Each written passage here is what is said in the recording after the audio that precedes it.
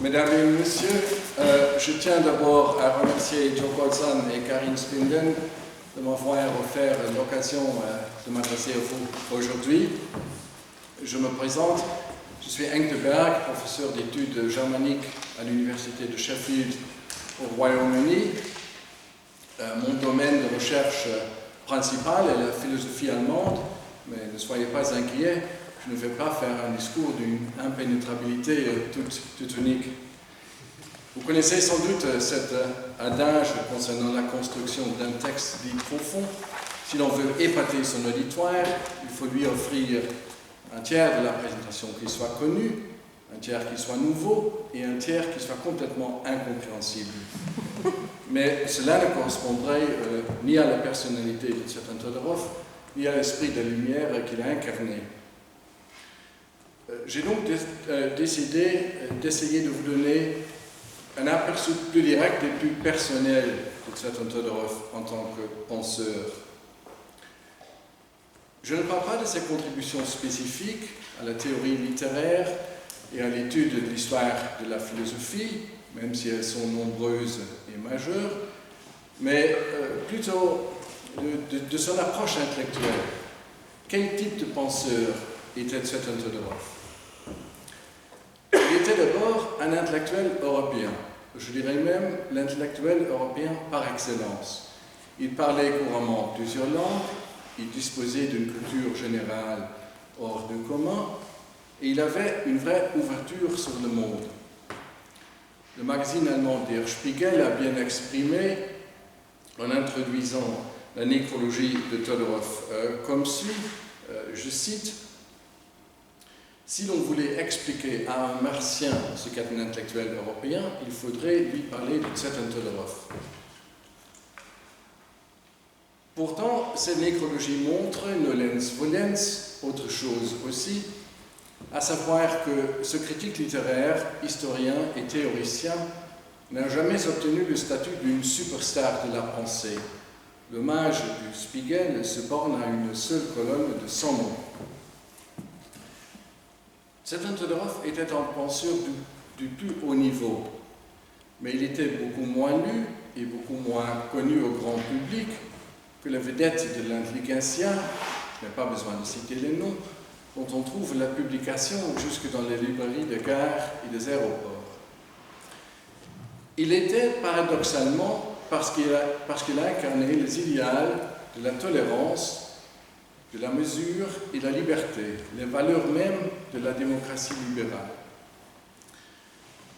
Développement étrange et quelque peu déconcertant, l'autoconscience de l'homme moderne se constitue à travers la Révolution française, c'est-à-dire en critique radicale de la société existante, et une fois ce regard soupçonneux établi, il rend toute action et toute institution suspecte, de telle manière que même les réussites sociales les plus défendables, les plus admirables, se révèlent insuffisantes, donc à supprimer en faveur des alternatives sans faille.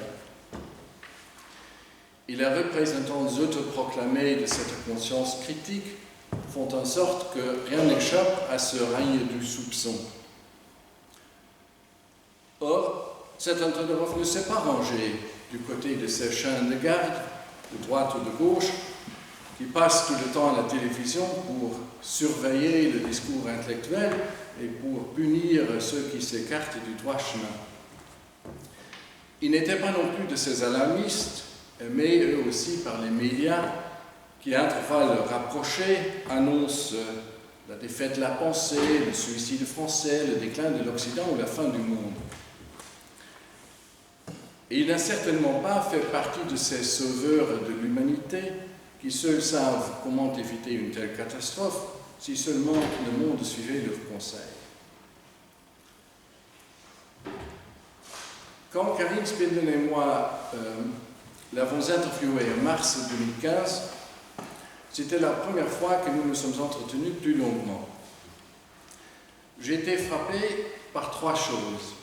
D'abord, par l'absence totale de vanité. Vous savez, je ne m'assume pas comme philosophe, je me considère plutôt comme un historien des idées, certainement, avec des opinions, défendant certains partis pris, mais ne dialoguant pas avec les grands philosophes du passé.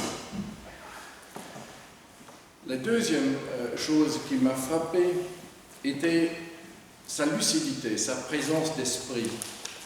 Je me souviens d'avoir posé 3 questions précises sur le livre récent de Sudhir Hazarising, Ce pays qui aime les idées. Todorov a donné une longue réponse à la première question, une réponse aussi détaillée à la deuxième question, après quoi il a abordé le troisième point que moi-même j'avais déjà oublié. Enfin, ce qui m'a frappé était sa rhétorique calme et son équité intellectuelle. Il a détesté le pathos et il a toujours essayé de voir les deux côtés de la médaille. Quel que fût le sujet de nos questions, sa réponse était sans exception bien pesée. C'est cela qui m'a le plus impressionné, la volonté de ne céder ni à la panique ni à l'exaltation, la volonté de préserver sa capacité de jugement. Ce principe philosophique, car il s'agit bien d'un principe, d'un credo, et non seulement d'une disposition psychologique, ce principe philosophique ne l'a pas empêché de prendre des positions cohérentes et non équivoques. De plus, ce principe n'avait rien à voir avec un scientisme détaché.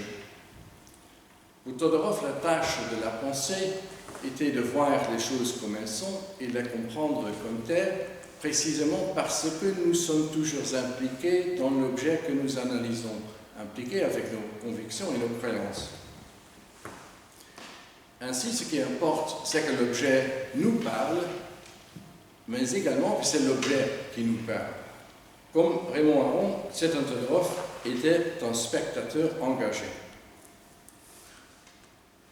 Pendant notre entretien, Todorov était plutôt réticent que nous avons évoqué Aron. Il a préféré souligner les différences ou parler d'autres penseurs tels que Mikhail Bakhtin, Louis Dumont ou Germaine Tillion qui l'avaient influencé. Mais il s'agit là peut-être de ce que Freud a appelé une formation réactionnelle, car la réponse était presque trop évasive. En effet, sa préface aux mémoires d'Aron se lit comme un autoportrait. L'écriture est parfois plus révélatrice que l'oral. Et je voudrais terminer mon discours en examinant ce texte sous cet angle. On remarque d'abord dans la préface une critique forte, avancée sans équivoque par Todorov comme par Aron, de toute forme de totalitarisme. Or, cela n'a rien de surprenant. Au début des années 30, à Cologne et à Berlin, Aron a assisté à la montée du national-socialisme.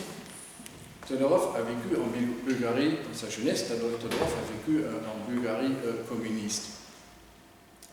La critique des horreurs qui crèvent les yeux semble évidente. Je m'empresse d'ajouter que malheureusement, et en dépit de cela, cette critique n'était pas partagée par le monde intellectuel entier. Il y avait pas mal de penseurs qui arrivaient à fermer les yeux sur la réalité du real existir des socialismos. En tout cas, ce qui est beaucoup plus difficile, c'est de résister à la tentation totalitaire. Parce qu'il existe aussi des penseurs qui, tout en reconnaissant les horreurs comme étant des horreurs, s'acharnent à justifier la terreur au nom d'un humanisme à venir. Par contre, Todorov et Aron, je cite, n'ont jamais justifié l'injustifiable pour raison dialectique. Et ils n'ont pas cédé non plus à cette autre forme de la tentation totalitaire, forme beaucoup plus pernicieuse, qui fait miroiter à nos yeux une voie sûre par laquelle nous entrerons, sauf dessein, sans crime ni catastrophe, dans le paradis terrestre. Contrairement à ce rêve de la perfection, Todorov et Aron nous rappellent cette vérité pascalienne, que nous oublions ou refoulons continuellement, je cite Pascal, que l'homme n'est ni ange ni bête et que le malheur veut que qui veut faire l'ange fait la bête. Le paradis est derrière nous, nous ne vivons plus dans le jardin d'Éden, mais dans un jardin imparfait, et nous n'y échappons que par le chemin de l'enfer. Ce choix contre le totalitarisme est en même temps un choix pour la démocratie libérale, qui est un compromis entre la liberté et l'égalité, entre l'individu et la société, entre l'espoir et la résignation. Un compromis, je cite, qui est simplement moins mauvais que les autres. C'est dans ce monde que Todorov et Aron ont décidé de vivre et de faire leur travail, le travail de penseur, de spectateur engagé. Et dans ce monde résolument non manichéen, ce n'est jamais la lutte du bien contre le mal, comme le dit Todorov en citant Aron, c'est le préférable contre le détestable. C'est pour cela que nos jugements ne peuvent jamais être sans appel, que les incertitudes existeront toujours, que l'abandon du doute cartésien, systématique, serait catastrophique, et que le travail de connaissance se poursuit et se poursuivra perpétuellement, je cite, comme un travail de Sisyphe. De plus, Todorov et Aron, je cite, n'ont pas d'illusion sur l'efficacité de la parole raisonnable.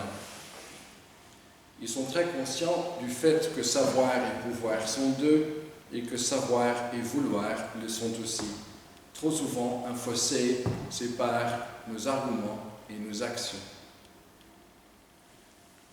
C'est sur ce fond qu'on comprend que l'éloge suivant qu'a fait Todorov d'Aron est un reflet de ce qu'il a désiré être lui-même. Je cite, « Il a choisi d'être un serviteur et un éclaireur du public, un porteur de lumière.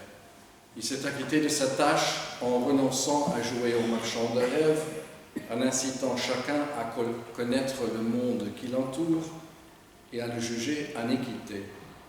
Plutôt que d'enflammer les cœurs, il a voulu éclairer les esprits, et encore la lumière qu'il apporte ressemble non à celle de l'éclair, mais à la flamme vacillante de la bougie qu'on rallume sans cesse. » Je vous remercie de votre attention.